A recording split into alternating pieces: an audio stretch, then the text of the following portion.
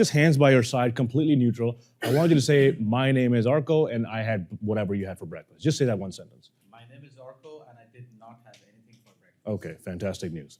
So I just want you to take a visual image of what he looked like when he said the phrase, okay? I'm gonna change a couple of things about him. Let's take your hands and let's put them here now, okay? Now, when you say the same thing, open your hands and come back.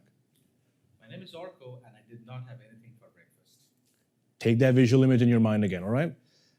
You see this little space between the elbows, right? Can I touch you? Is that okay? Yeah, sure. I don't want to get sued, bro. Okay. Okay. If I pinch them together, say the same thing. My name is Arco, and I did not have anything for breakfast. Did you perceive him differently when his elbows were tucked? Yeah. What did you perceive? Was it eyes open? And what did it tell you about his credibility? The difference is this. That's it. But can you see how big of a difference it made in your credibility? I look like a chicken doing this. But that's just the elbows, okay? So try when you stand in a meeting, you're not standing like this. The closer you are, the more tense you are. Keep it, you're doing it perfectly. Have a little bit of space here. Let's try it again, all right? Elbows close. Now let's bring these hands up here. Same exact thing. My name is Arco, and I did not have anything for breakfast. Who said that? He's praying like, please save me. Why am I here? This Yasser guy brought me on stage. Get me out of here, right? I gave so much money to Yasser. Yeah, oh my God. Find me another profession, please. Not just wide. The words were the same, were they not? All that changed was his hand position. And you perceived him differently. Let's try one more thing if that's okay, all right? Take your hands, place them behind your back. Let's do a little leg curl over here, like so. It's okay. And then a little bit of sway, like so. Let's try again. My name is Arco.